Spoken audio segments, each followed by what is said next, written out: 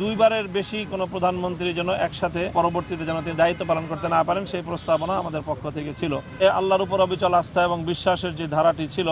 সেটি বাতিল করা হয়েছে, সেটিকে যেন আবার পুনর্বহাল করা হয়, আবার যেন সাংবিধানিক সেই কিছুটা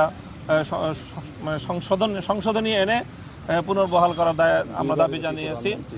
সেই ক্ষেত্রে দুইবারের বেশি কোনো প্রধানমন্ত্রী যেন একসাথে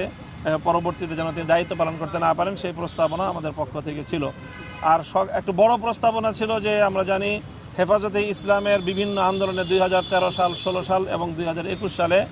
বহু মামলা, আমাদের অনেক হতাহত রয়েছে, শত শত মানুষ আমাদের হতাহত হয়েছে, তাদের অনেকের সন্ধানও এখন আমাদের কাছে নেই।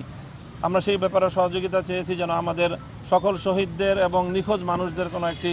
নিরপেক্ষ সুন্দর একটি প্রতিবেদন যেন আমাদের সামনে আসতে পারে এবং সকল হত্যাকাণ্ডের যেন বিচারের ব্যবস্থা, বিশেষ করে ট্রাইব্যুনাল গঠন করে হলেও দ্রুত বিচারের ব্যবস্থার যেন লেন্দি কোনো প্রসেস না যায়, প্রক্রিয়া যেন না যায়, অতি দ্রুত সেই বিচারের ব্যবস্থায়, বিচারের আওতায় যারা মূলত দায়ী এবং তাদেরকে যারা নির্দেশদাতা, যারা সংশ্লিষ্ট ছিল, তাদের সকলের জন্য